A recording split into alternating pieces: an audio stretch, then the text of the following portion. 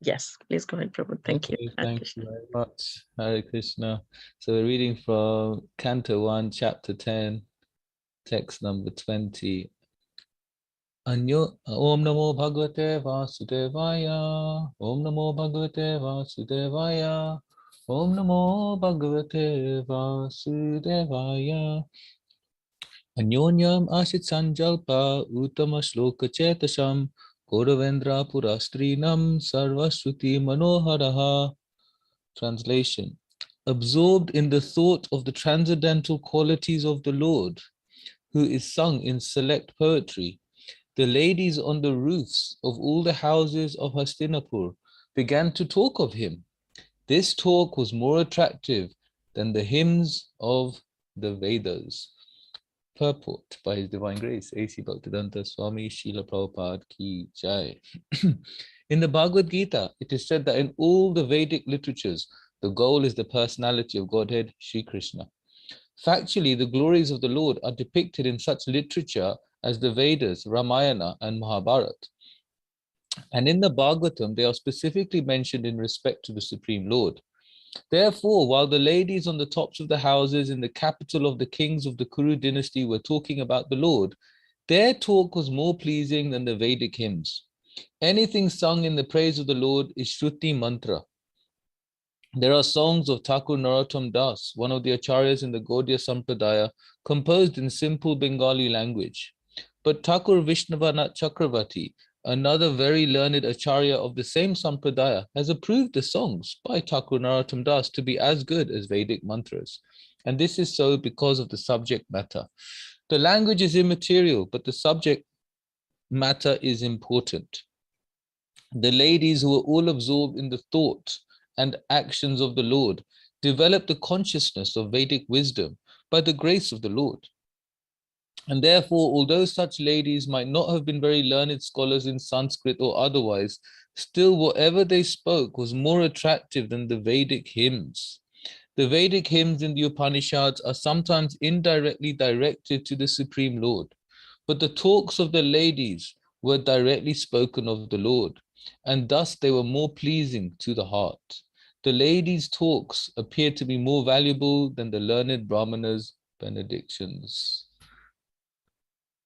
Om Gyantimirandasya Gyananjana Salakaya Chakshurunmilitam Yena Tasmai Shri Gurave Namaha Shri Chaitanya Manobishtam Stapitam Yena Bhutale Swayam Rupa Kadamayam Dadati Swapadantikam Vandeham Shri Guru Shri Utapadakamalam Shri Guru Vaishnavamscha Shri Rupam Sagrajatam Sahagana Raghunathan Tam Sajivam Sadvaitam Savadutam Parijana Sahitam Krishna Chaitanya Devam Shri Radha Krishna Pada Sahagana Lalita Shri Vishakhanvitamscha He Krishna Karuna Sindhu Dinabandho Jagatpate Gopesha Gopika Kanta Radha Kanta Namostute Tapta Kanchana Gaurangi Radhe Vrindavaneshwari Vrishabhanu Sute Devi Pranamami Hari Priye Vanchakalpatarubhyascha Kripa Sindhubhya Evacha Patitanam Pavanebhyo Vaishnavebhyo Namo Namaha Shri Krishna Chaitanya Prabhu Nityananda Shri Advaita Gadadhar Shivasadi Gaura Bhaktavrinda Hare Krishna Krishna Krishna Hare Hare Hare Rama, Rama Rama, Hare Hare. So with the permission of the devotees, I seek all your blessings to be able to speak something on this verse in the Srimad Bhagavatam. And thank you very much for inviting me to share something on this verse today. So we are in chapter 10 of the first canto, where Krishna is departing Hastinapur to return back to Dwarka. Krishna has the war has ended, the Kurukshetra war has ended, and Krishna decided to stay back for some time before returning to Dwarka to give some guidance to the Pandavas, especially Maharaj Yudhishthir, who's now the king, who's now been discharged with reigning the world, reigning the kingdom. Also to give comfort to his auntie, Queen Kunti, who was bereft of the news that Karna was actually her son and he passed away in the war. He was also giving comfort to his sister Subhadra, who lost her son Abhimanyu in the war. So he stayed back for some time. And after a period of time elapsed, Krishna, he asked permission from King Yudhishthir. He asked his permission that can he now return back to Dwarka, because obviously the Dwarka Vasis were missing him. They were also in separation from Krishna. So Krishna is leaving Hastinapur, and naturally, because Krishna is leaving, everyone is getting a little upset. Everyone's feeling a little sad that, oh my God, Krishna's been with us. Krishna has been guiding us. Krishna is just here. He's with us. And when Krishna's here, everything seems like it's great. Everything seems fine. The world, whatever's going on, doesn't matter because I have Krishna here. And now that Krishna is leaving, there is some sense of moroseness. There's some sense of upcoming separation, because naturally, wherever Krishna went, everyone fell in love with Krishna. This is the nature of Krishna, that once we get to know Krishna, once we are around Krishna, we'll fall in love with him automatically, because the heart is so drawn to this loving relationship with him. So the devotees in Hastinapur became very attached to Krishna, and they just didn't want Krishna to go. They just wanted Krishna's association more and more and more. So the devotees in Hastinapur, they are the ones that can see Krishna off personally, are seeing Krishna off personally. And the ones that couldn't, like the ladies, which is what we're talking about in this verse, the ladies of Hastinapur who could, observing the etiquette, didn't go down where Krishna was actually leaving from. They went to the roofs of the houses and were seeing the whole procession from above.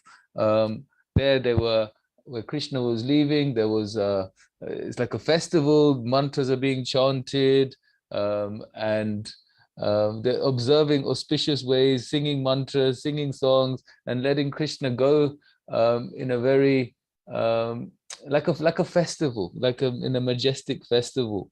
So the ladies are on the rooftops and they're just speaking about Krishna. And it said here that this talk was more attractive than the hymns of the Vedas. So these, in a very manaharaha, in a very attractive way. Why? Because of this chetasa, the heart of the ladies was totally absorbed in Krishna. And it said here that the talk was more attractive than the hymns of the Vedas. They're more attractive than the Shrutis, the scriptures. Why? Because in the Shrutis we can see that actually Krishna is being described in a very majestic way. Krishna is being described in terms of his greatness. It said in the purport, the indirect glorifications of the Lord, how great he is. But even more direct is when we glorify Krishna with love. And the ladies of Hastinapur were glorifying Krishna with love. And because they were glorifying Krishna with love, they were speaking in such a way that became very, very attractive. Their hearts, this chetasa, their hearts, they were totally absorbed in him. Their hearts became totally and utterly encapsulated by Krishna's beauty. And because of this, when they're describing Krishna, it's a description of Krishna that's felt in the heart. It's a description of Krishna that is felt within the heart. And when that comes out, the love of the devotee, as well as the description of Krishna, makes it very, very attractive. Manaharaha, it just becomes very attractive to the mind. Very, very attractive. So when we are understanding Krishna, when we are speaking about Krishna, when we are trying to develop a deeper loving connection with Krishna, we can try to pray to Krishna in a meaningful way, a personal, meaningful way. How does Krishna attract me personally?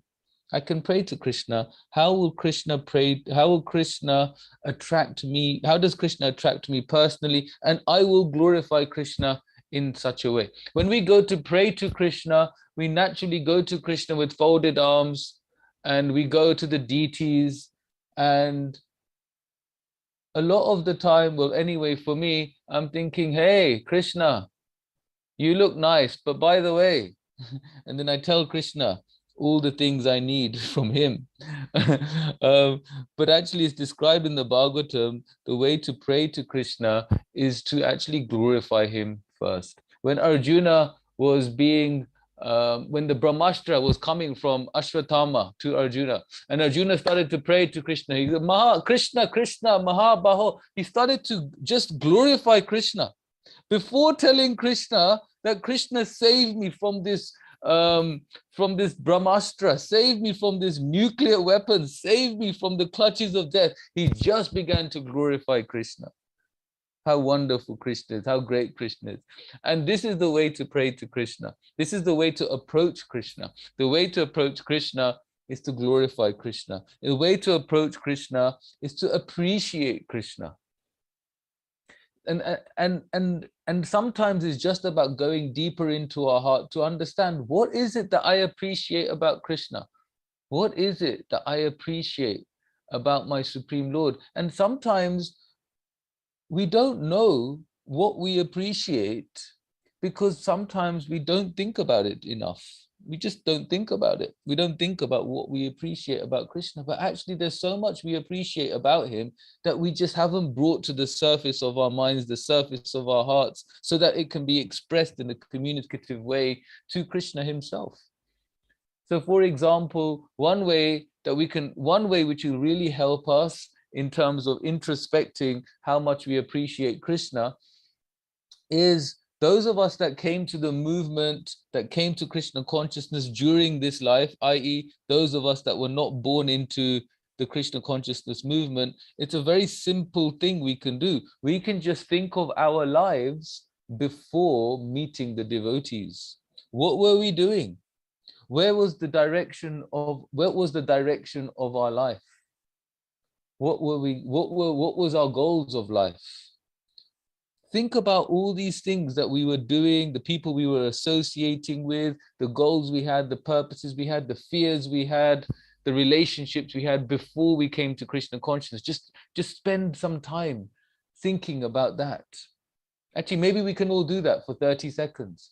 Let's think about all of the people we met, the things we did. Just for 30 seconds. What was life like before Krishna consciousness? And just stay with that.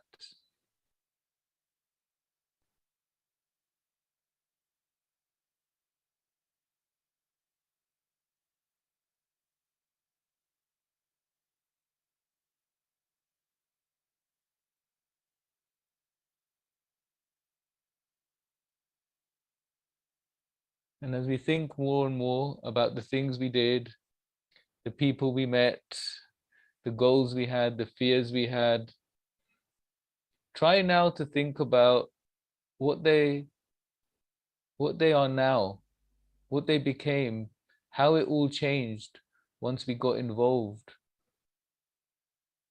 with ISKCON. The people we meet now, the people we associate with, the food that we eat, the places we go, the goals in our life, the fears that we have or don't have anymore.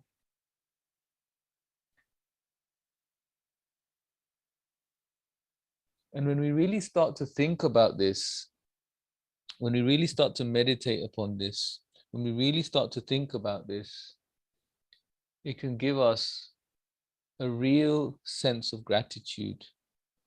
We can really become grateful for what Krishna has done for us. And with that grateful heart, we can approach Krishna. And when we have that gratitude in our heart and approach him in that appreciation, then instead of asking Krishna about all the things you want him to do for us, we'll be approaching Krishna with the mood of, what can I do for you? Please give me the capacity. Please give me more energy. Please give me more realization of how I can serve you better. Because you've done everything for me. I was slipping away into this world of materialism, into this world of enjoyment, but you saved me. So now all I can do with my life is repay you with some service so that I can have a deeper connection with you. And when we have this mood of gratitude, this attitude of gratitude, then we will just want to serve Krishna. We will just want to approach Krishna, and actually whatever we'll be asking him is to help us serve him better. And when we have that mood to serve him better, then this is coming with a mood of appreciation. When we don't tap into the gratitude that we actually have, then we will continue our Krishna consciousness with the same attitude that we were carrying out our material life. Our material life was, what can I do to gain some enjoyment? And if we don't have gratitude for coming to Krishna, if we don't have gratitude for how we've been saved, we don't have gratitude for the devotees that have helped us and are helping us, then we'll do the same thing in just slightly different way. We'll just ask Krishna to help us with our enjoyment rather than trying to get the enjoyment from the material world. But then the goal will still be the same. The prayojana is still the same. It's just that the abhidaya is different. Before, the abhidaya was material enjoyment to get happiness, and now the abhidaya is Krishna consciousness, but to get our own happiness. Naturally, we all want to be happy. We wouldn't do anything if we weren't happy. We wouldn't come to Krishna consciousness if it didn't make us happy. We wouldn't stay in Krishna consciousness if it didn't make us happy. But naturally, this happiness comes, the deeper sense of happiness comes when it's in connection with Krishna. That's because Krishna is, he is the source of ananda. He is the source of bliss. And so when we are connected with the origin of bliss, we will become blissful. Just like someone who wants to become great, they cannot become great by being independent of Krishna. They become great by being connected to the greatest person. We see Srila Prabhupada as such a great devotee, but we don't see Srila Prabhupada as independent of Krishna. We see Srila Prabhupada as part and parcel of Krishna, the pure devotee of Krishna. This is how we see Srila Prabhupada, because he just came here, he came to the West with just one thing in his mind, to serve the instructions of his spiritual master. With that gratitude, he did his service. So these ladies in Hastinapur, they are here being described as, or their talks are being described as more attractive than the hymns of the Vedas, because their talks were full of love. Their talks were full of appreciation. And because the talks are full of love and appreciation, they are glorified to such an extent. Now, sometimes we might find it difficult to have so many things to say about Krishna. So the way to then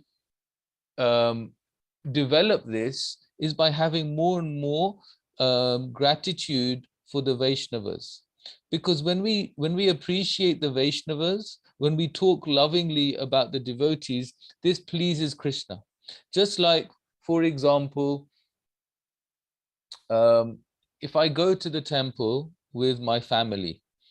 So I went to the temple with my family on Sunday. We all went to the manor. It was there was kirtans, and there was a feast in honor of His Holiness Kadamba Kanana Maharaj, His Holiness Kadamba Kanana Maharaj Ki Jai. And we went to the temple, and it was a very moving experience. And naturally, I'm looking after my daughters. I've got two daughters. One is age 9 and the other is age 6. And naturally, you talk to different devotees as you go through the temple. You go and take prasad, you go for kirtan. And naturally, what happens is when someone takes some time to talk to my children, when someone takes some time to engage with them, when someone takes some time giving them some of their attention, naturally my heart feels very grateful towards that person, thinking, I don't often say it, but in my heart, what I'm feeling is a deep appreciation. And I'm thinking, thank you so much for making my children feel at home in the Hare Krishna movement. This is what I'm thinking. Thank you so much for making my children feel at home at the temple. Thank you so much for showing me how I should be talking to other devotees' children. Because when we have this appreciation for the devotees, then naturally our heart begins to soften. So when I can see someone is engaging with my children, talking to my children in a loving way, and then having a conversation with me, I'm naturally becoming more fond of that person very automatically, because they've engaged with my children. So similarly, when we are giving attention to the Vaishnavas, glorifying the Vaishnavas, saying wonderful things about the devotees, then what happens is Krishna is becoming very attracted to us, because the devotees are very dear to Krishna. And because the devotees are very dear to Krishna, Krishna is becoming very, very attracted to those that are glorifying those that are dear to him. It's very natural for Krishna. Krishna is a person, and it's very natural for him to become attracted to us if we're glorifying the devotees. So naturally, if we glorify the devotees, if we are speaking about the devotees in a very positive way and an uplifting way, our hearts feel very, very enlivened.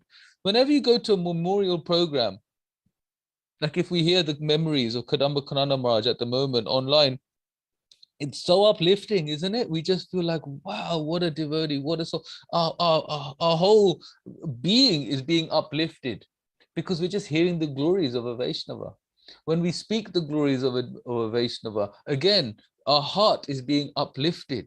Our whole existence just feels worth living, because we're getting some reciprocation in the heart by glorifying another devotee. So when we glorify the devotees, we become very, very enlivened ourselves. We don't always have to wait for an appearance day or a disappearance day to glorify the devotees. We could naturally just think every day about one devotee that day who we appreciate. Maybe because we had an interaction with them, maybe we read a book by a devotee, maybe we read a quote, heard a quote, saw an Instagram post, or whatever it is. But just one devotee every day, if we remember one devotee and how we're grateful for something that they did, something that they said, something that they shared, anything, then our heart opens up. Our heart opens up. And then our talk becomes very, very attractive. Like we can see here, Manaharaha, our talk becomes attractive. Krishna, it says in the 17th chapter that austerity of speech means speaking something that is pleasing, is beneficial, doesn't cause anxiety to someone else. And prajalpa, offenses, all of that is the exact opposite. We hear so much about don't cause offense. We hear so much about don't speak prajalpa. But the antidote to all of this is just to speak pleasing words, to glorify the devotees, and just think about how the devotees have done something today, how one devotee today, every day, is uplifting my spiritual life. It could be our spiritual master, it could be a Shiksha Guru, it could even be a random devotee who we just saw picking up some litter and putting it in the bin when it was nothing to do with them, but they just did it, and we can just appreciate that that's their mood of service. This talk is very, very attractive. Because of our conditioning, we do become naturally attracted to the gossip.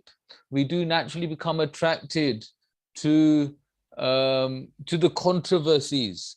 We naturally become attracted to any management issues in the temple.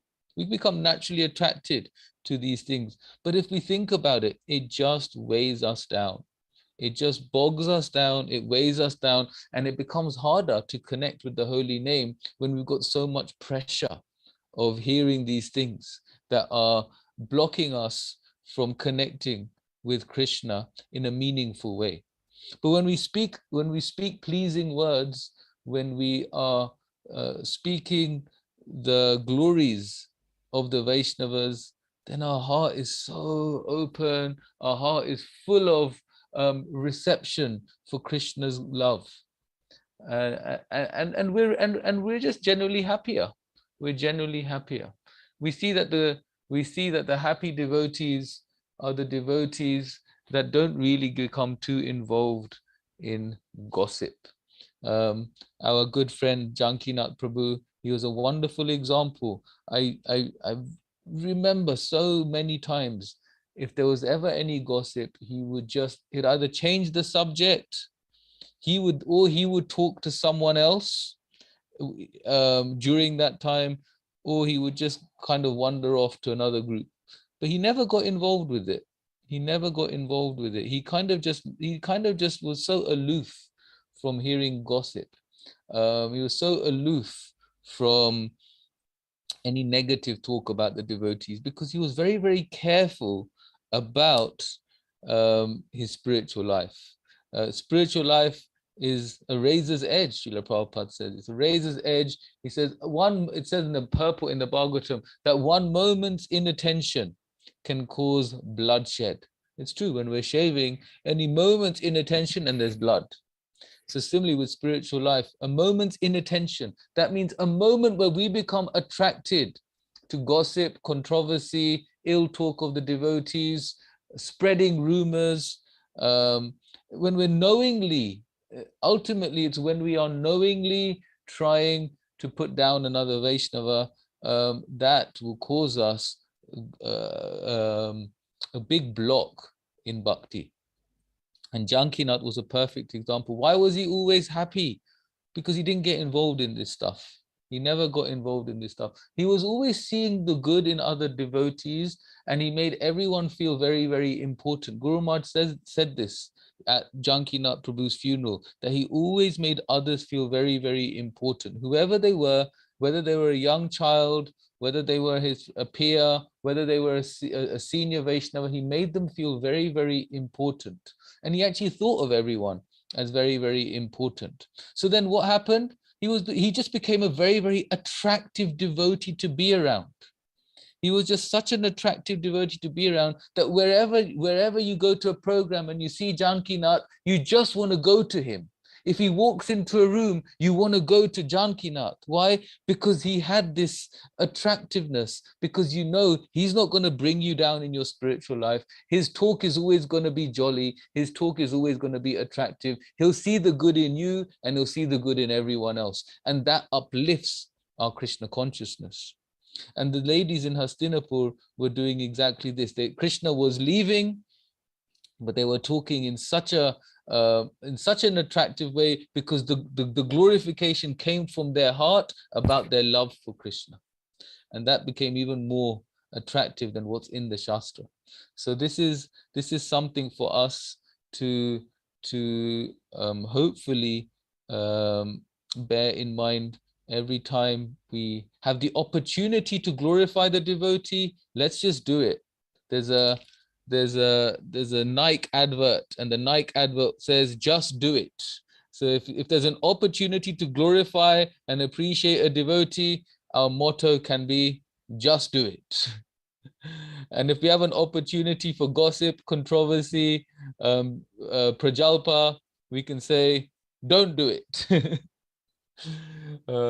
And we can just follow in the footsteps of the ladies of Hastinapur, who were seeing Krishna off and speaking in such a loving way.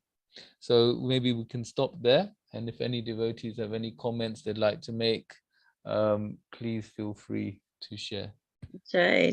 Thank you so much, Kanchanbja Prabhu. What a wonderful class, starting from how to glorify the Lord, and then after how when we should glorify the devotees, and specifically how you mentioned about Jankinath Prabhu. Thank you so much. Everything felt like coming directly from your heart. Thank you so much. It was a wonderful class to hear. Jai. Sridevi Mataji, I think she kept her hands up, but she's there again. Yes, Mataji, please go ahead. Hare Krishna Mataji. Thank you. Thank you, Satyabhama. And thank you, Kanchanabja Prabhu, for yet another really thoughtful, deep class. I really appreciated all the points you mentioned because these are our, our mind just naturally tend to go into all these things. So I have a question. We don't want to attract negativity. We do not want to indulge in fault finding, criticism, etc. But if a devotee comes up and they want to share some episode that happened to them, they're upset, they're just feeling so hurt and they want to vent and things like that. How can you be supportive and empathic, but at the same time not indulge in fault finding, criticism, etc.? Because if you start off saying, Prabhu, don't tell me anything, you should never criticize, that's very hurtful. And that shuts the person down, and they have not got the relief they want from sharing something that must be deeply troubling. So could you kindly enlighten us? Thank you. Thank you so much, Sri Devi Mataji.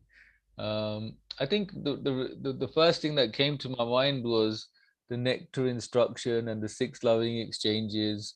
And one thing we're going to do is to inquire confidentially, and the other is to hear, that the other person is going to hear them. And I think it's very important that if a devotee has trouble, they can go to someone that they can vent out to, and we can be mature enough to hear them. You see, once we hear them, it doesn't mean we have to agree with them. We just have to hear them and try and understand how they are feeling, and try and actually you're an expert, you're a therapist, but ultimately try and work out, why does it affect them so much? Like, why does what they've done or what they said, why is it affecting you, and how can we help you?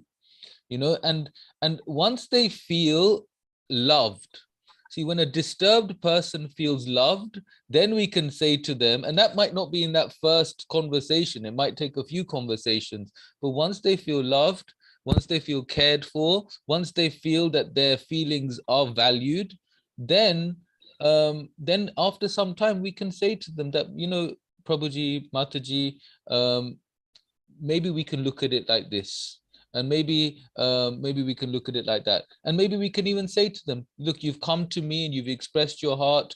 Maybe I wouldn't recommend you going to tell everyone and anyone. Maybe you can just share in such a way that you're just trying to get your own feelings out. Because there are times I'm upset with a devotee, I need to go and tell someone so that I'm not burning up with something. So there has to be, we can be that person for others also. It doesn't mean that we are engaging with their, it's not that we are, it's not Sorry. that, Yeah, go on. it's not that we are engaging with their prajalpa, if we think of it like that, or their negativity. We are just trying to help them uplift their own consciousnness. So what's our mood? Is our mood to uplift them, or is our mood and intention to get sucked in to the gossip? So I think that's the difference I can see. Hope you're feeling okay. I can see you're coughing. Hare Krishna. Thank you, Prabhu. Thank you very much. Thanks, Devi Mataji. Yes, Raj Prabhu, please go ahead. Hare Krishna Prabhu, thank you so much for that wonderful class. It leaves a lot of thinking about these ladies of Hastinapur. They're very remarkable, aren't they? They were not his queens. They were not the gopis. They're just ladies that perfected their lives in a short space of time. So how can a foolish rascal that has no love of Krishna learn from these ladies and take association and learn and perfect their own life by their example? Wow, what a question, Raj Prabhu. You always think so deeply. It's amazing. How can we learn from these ladies, or what did these ladies do? They heard about Krishna. They got attracted to Krishna by hearing about Krishna. That's how they got attracted to Krishna. And when they heard with deep faith, when they heard with attention and deep faith, they became more and more attracted to Krishna. If we think about Rukmini also, she'd never seen Krishna. She just heard about him. And just by hearing about him, she just wanted to marry Krishna. You know, she sent the letter like, just come and get me. Don't let me marry this Shishupal. You just come and get me and take me away. And this is what happens when we hear about Krishna with faith, with love, with attention. And when we hear about Krishna, that's how we can learn from these ladies. When we hear about Krishna in this way, then we become attracted to him. A lot of the time, why don't we get attracted to Krishna? Because when we hear about him, we're not hearing with faith. We kind of think, yeah, but is it really possible to lift Govardhan with your little finger? You know, it's like there's something in the mind that's blocking us. And that block is what's keeping us away from experiencing what these ladies are experiencing. There's just some thoughts. Thank you, Prabhu.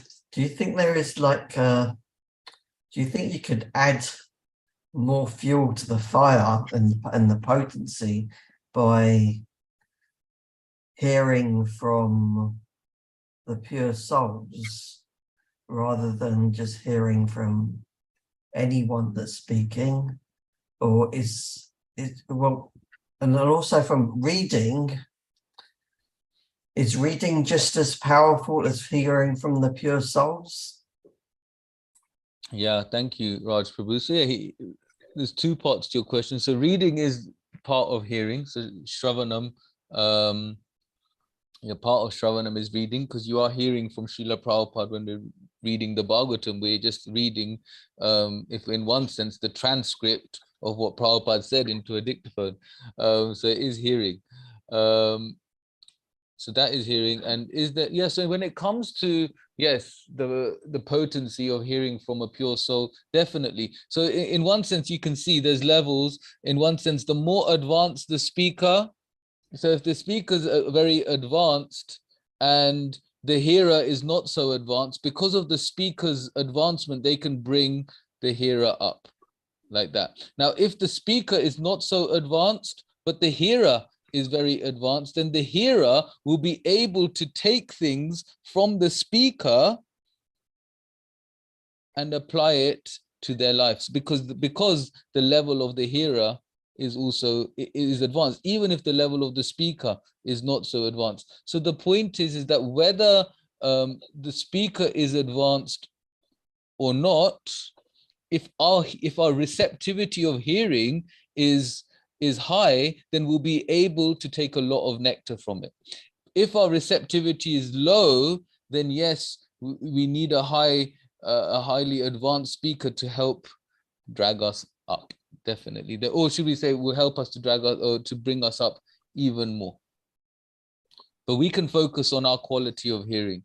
And we see very advanced souls, they hear even from speakers who are not so advanced and manage to find Krishna, find some jewel, find something that will help them connect to Krishna more.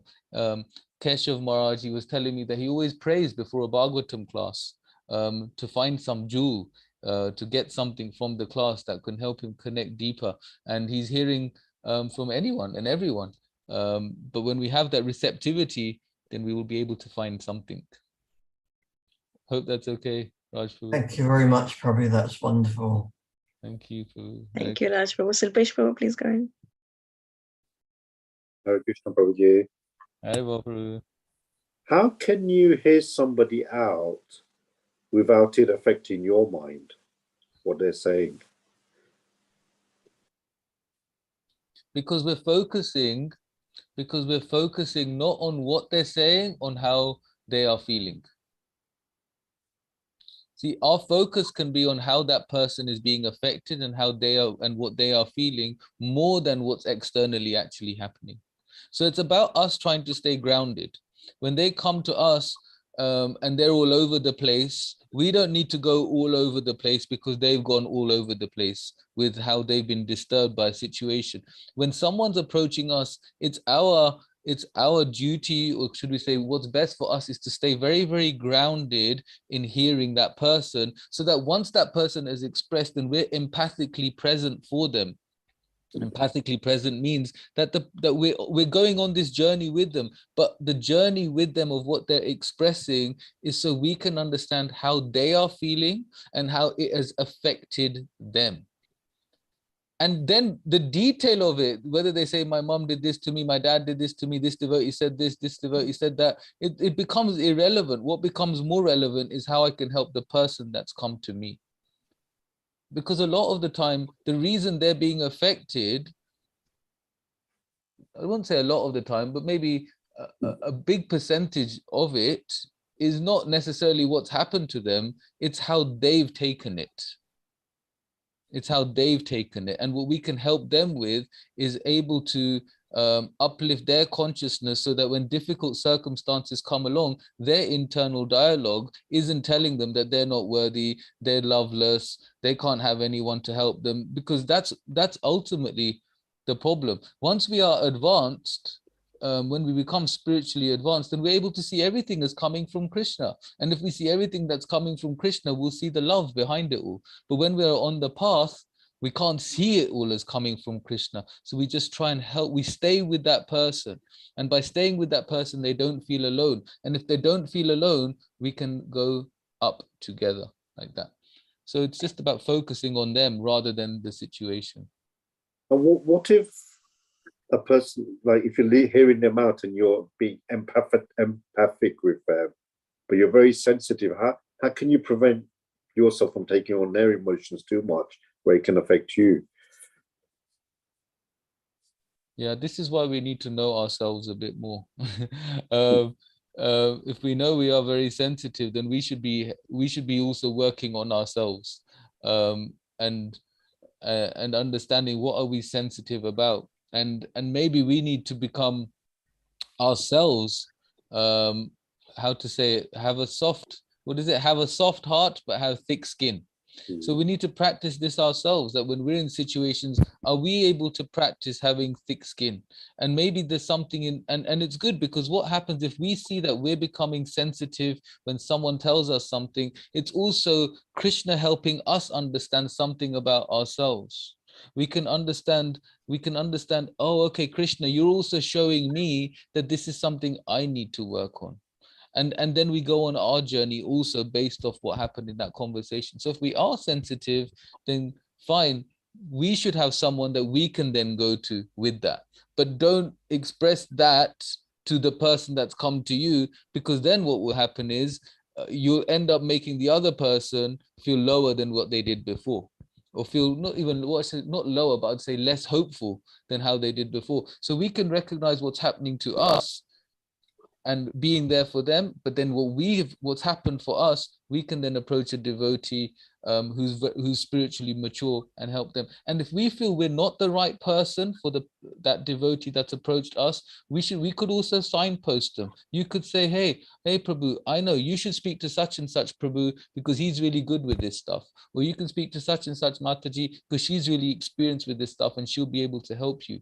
And that way we're still helping that devotee and also taking care of ourselves at the same time. Brilliant, thank you. Thank you, Prabhu. Hare Krishna. Hare Krishna, Prabhu. So I have one question I want to check with you. You mentioned about glorifying the Lord and glorifying the devotees. So I always find it easy to glorify the devotees because you have the words to say, like, my dictionary is not very big, but still I find words here and there.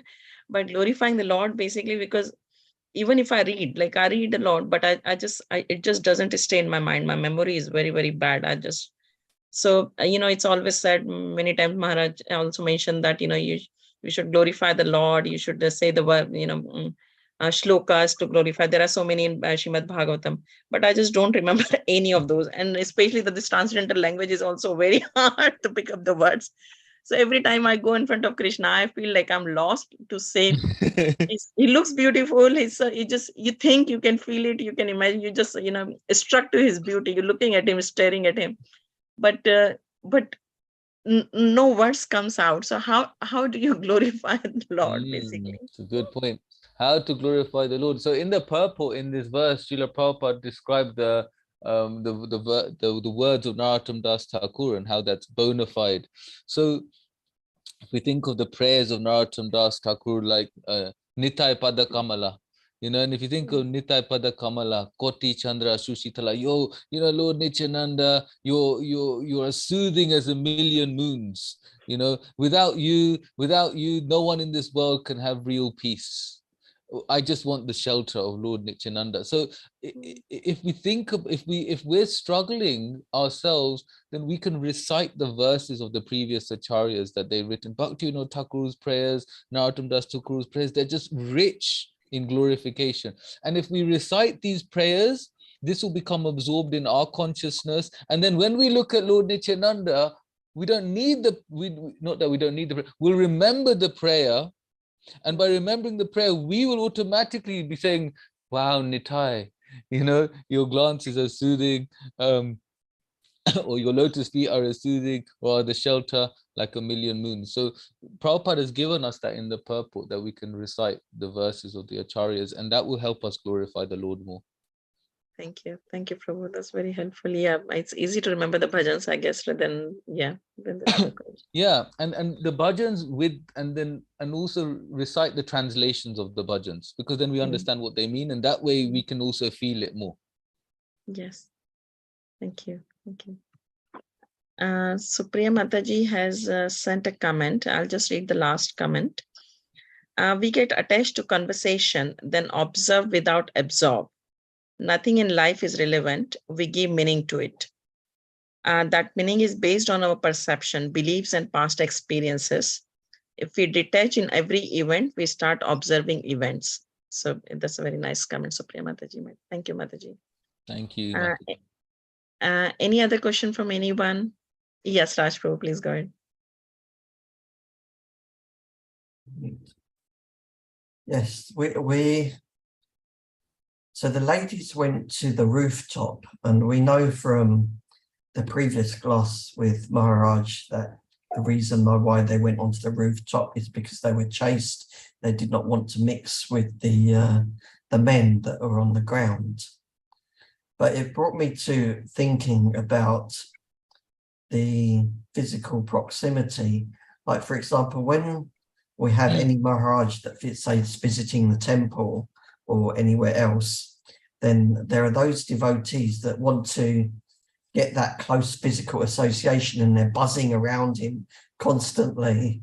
And then there are those devotees that are more reserved or held further back, even so long as they can hear what's being said, they're still happy.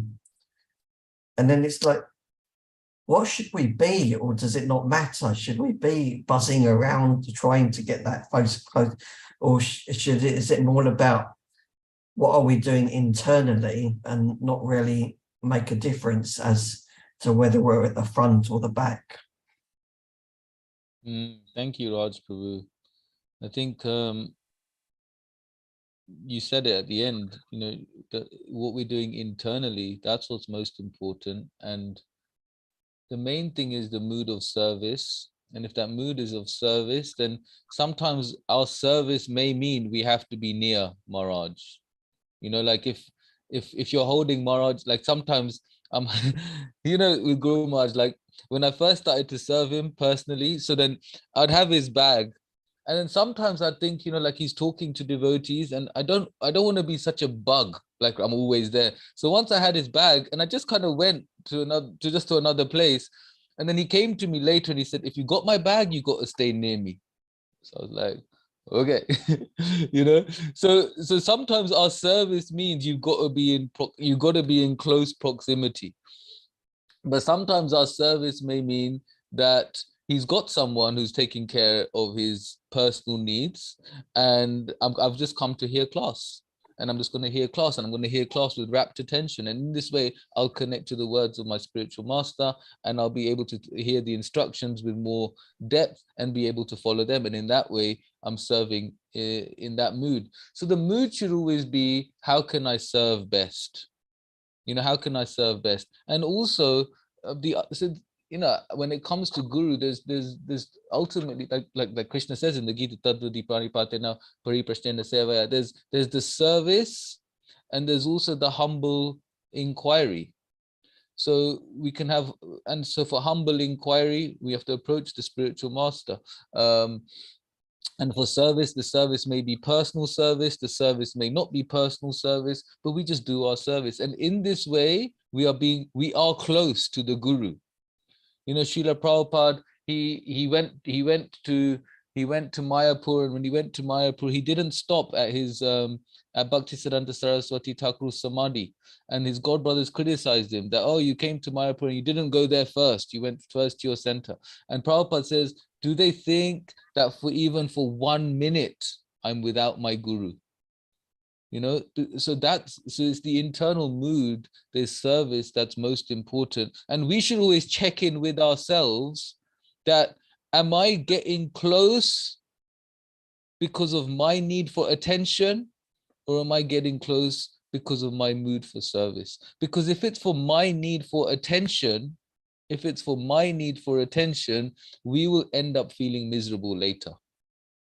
We'll just end up, because the intention isn't right. And there'll never be enough attention that the Guru can give you if your mood is just, I need more attention. Because that cry for attention is the attention the child is begging from the father, the child is begging from the mother. And in one sense, until we're not children, we're adults.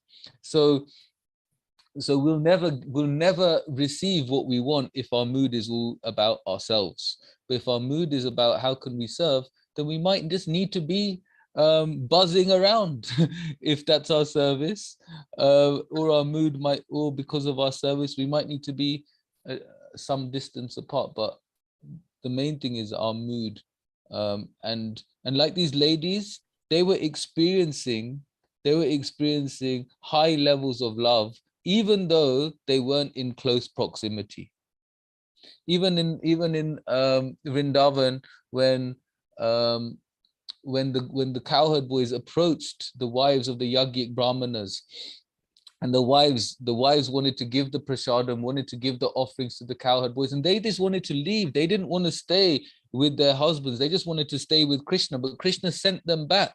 And Krishna said to them, just close your eyes and think of me and I'll be with you.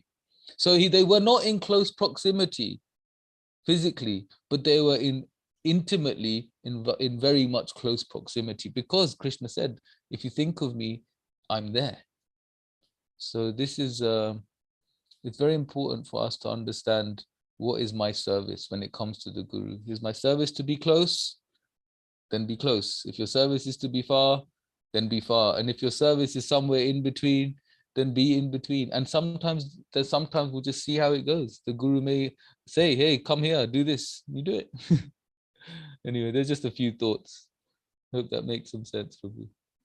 That's very nice. Thank you. Thank you for that. And it fits very nicely in a lot what we've been hearing lately about, after now Kadamba Kanana Maharaj just left his body, and there's so much talk about now the devotees, his disciples, go deeper into their association with him. So that's something we can do even when the Maharaj is alive. Yes, definitely. Thank you, Raj Prabhu. Hare Krishna. Hare Krishna. Thank you so much, Prabhu. All his answers so spot on and so nice, very nice and detailed. Thank you. Any other questions? If not, we can close the call. We have only 3 minutes left. Revti Mataji, please go ahead. Yeah, thank you, Mataji. Hare Krishna, Prabhuji. Please accept my humble obeisances. Yeah, thank you so much for the very, very deeper class. I have a question, Prabhuji. You have said in the beginning of the class, like having mood of appreciation and gratitude. So when we meditate like on things that happened in the past, then we'll realize like, how, thankful we are, like, the where we ended up. But how to break the cycle if we keep on doing this? Like, we always like, okay, whenever like, our mood swings happens, right? So it becomes so out of control. Then suddenly we realize, okay, then we think about the past, oh, okay, but we are so happy, so fortunate, like where we ended. So we don't want to repeat, go back to the other, previous modes. So how can we break the cycle? Like, Okay, thank you. Just trying to understand the question. So you said that when we're when we're meditating on what we were like before Krishna consciousness, and then when we think about where we are now, we do feel grateful. But sometimes we can't break the cycle because we go into a lower mood. Is that what you said? Yeah, because I mean, the mood swing, it happens always, right? Sometimes, like, you forget things what happened in the past, and and you go back to your older modes, and so this keeps happening. So how should So we when you say go back to older, can you give an example? What do you mean? older modes means, like, we I mean, like, we just get disturbed by people's surroundings and all that, thinking, Mhm. yeah. So instead of not reacting, understand that it's all like based on the modes. Mhm. Yeah, I think a lot of this, when we are, for example, the example you gave about feeling sensitive to our surroundings Yeah. is it, there's different reasons naturally, but one thing that helps is if we read regularly, then we understand that the reality isn't the reality in front of us. The reality is what's in the Shastra. And when we are absorbed in the reality of the spiritual world, the reality of our relationship with Krishna, the reality of what is this material world, we have to expect disturbance. When we expect disturbance, when we expect um, um, uh, a periodic change from here to there, then actually we won't take the illusion so seriously, because that's what it is. What ultimately the sensitivity to surroundings is when we're taking the illusion seriously. But if we look at the world with the vision of eternality, and we can look at the world with the vision of eternality, if we're absorbed in the Shastra and we have association of devotees who have the vision of eternality, and when we have that vision of eternality, then we realize that these small things, they are small things. And even if it's a relatively big thing in this material world, in the vision of eternality, is still a small thing. And then what we're doing is we're just taking the illusion too seriously. But that illusion, if we take it too seriously, that's Maya winning, because Maya's then been able to catch our attention away from Krishna. But we can stop ourselves. We can realize, oh, okay, this is the material energy finding a way to take me. See, the material energy works in a very subtle way. So, for example, you've taken initiation. So you've taken initiation. So that means Maya knows that this person is going to be difficult to tempt them with meat eating, gambling, intoxication, and illicit sex. It's going to be difficult to tempt that person with this stuff because they've taken initiation. So the gross stuff, the Maya knows, okay, this is going to be hard. So what does Maya do? Try and catches us with subtle stuff. And subtle stuff is things like this. The thing with this is this: once we have we've all got karma, right? We understand karma, we've all got karma, and sometimes our karma may mean being disturbed by others. That just might be our karma, because we've got to go through a certain level of whatever we need to repay. Now, we might feel more disturbed because the people that are giving us our karma are devotees. That's when it becomes disturbing. That's when we become more sensitive. But if we think about it, since we've come to Krishna consciousness, what's happened to our association? Has our association changed? Has it changed? Yes. Yeah. And who are your association now? Devotee association. Mainly devotees? Yes. Mainly devotees. But you still got karma that others have to disturb you. People close to you are going to disturb you. So who can it be? If the people that you're left with are devotees, they're the people that are left in your close circle. They're the ones that will give us our karma, because the non-devotees, they're not going to disturb us anymore because we're not close to them anymore. But what we have to go through sometimes is some adhyatmic suffering from those that are close to us. And if those that are close to us are devotees, then that might have to come to us. And we get sensitive to it because they're devotees. A lot of the time it's, oh, but they're devotees. How could they do that? But we're all sadhakas on a journey to Krishna together. And when something like that happens, we can always remind ourselves that nothing happens without Krishna's sanction.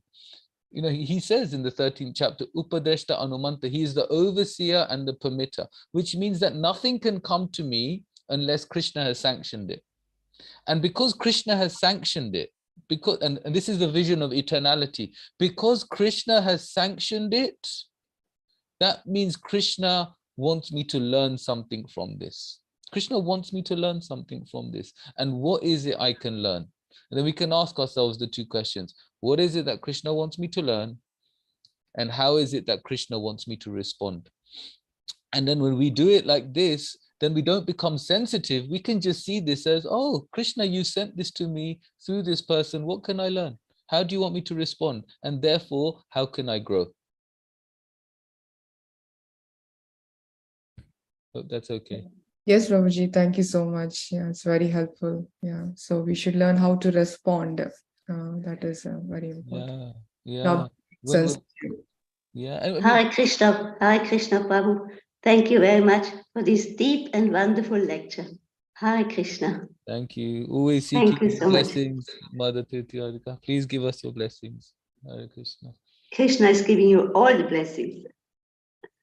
Thank you so much. Hare Krishna. So sweet. Thank you, Yeah. Tirthikarta Mataji. She doesn't speak much, but today she spoke. So, you know, you must have definitely, Prabhu touched her heart by your Yeah, class. Thank He you. did. He did. He Hari, did. Hari. Definitely. I will. Hare Krishna. So thank you so much, Kanchanbja Prabhu, for your association and time and efforts in giving us the hosting the class today, and you know, such a wonderful talk. I hope everyone loved it and learned a lot, and taking some points back and would apply in the life as well. Thank you. Thank you, So Mataji. yeah, Thank we'll you. end the class now. Yes, Thank Prabhu, you were saying something. No, that's all. I just wanted to thank you. Thank you so much for inviting me, and thank you for your encouragement. Hare Krishna. I just simply echo Tirtha Kirti's words, Prabhu. Thank you so much for your sincerity and your deep love for your Gurudev that is helping us all today by passing on all the gifts and all the instructions that he taught you. I'm very grateful for that. Thank you. Thank you. Just seeking your blessings, Mataji. Just please keep continuing to bless me. Hare Krishna. Jai Srila Prabhupada ki jai.